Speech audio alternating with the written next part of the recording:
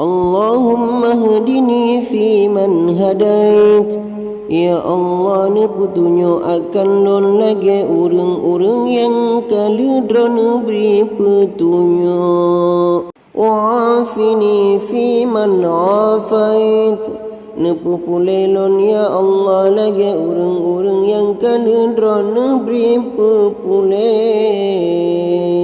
Wa tawallani fi man tawallait. Nutulung ya Allah lagi urang-urang yang kaludrona tulung.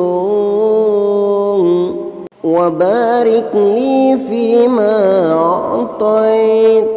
Neberi berkat ya Allah bagi lon harta yang kaludrona beri. Waqini bi rahmatika syarra ma qadait.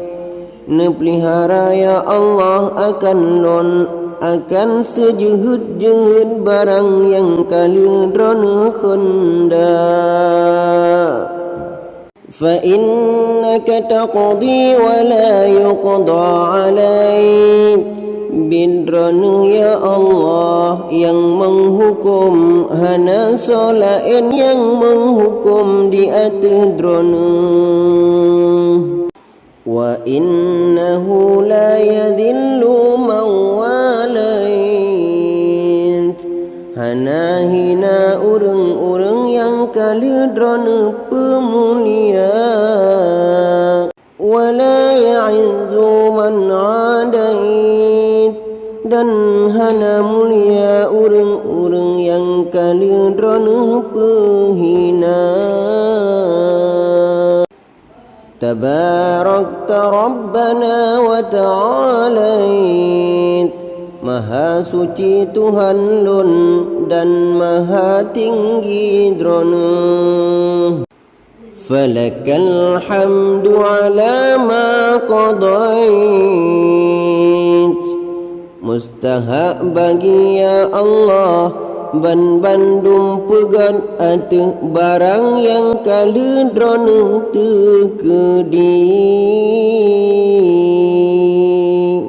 Astaghfiruka wa atubu ilaik. Dan lun lake ampun badrona ya Allah. Dan lun taubat kepada drona ya Allah. Sallallahu ala sayyidina Muhammadin nabiyil ummi wa ala alihi wa sahbihi wa baraka wa sallam. Dan beri rahmat oleh Allah atas panggula kamu Nabi Muhammad sallallahu alaihi wasallam. Dan atas keluarga dan para sahabat.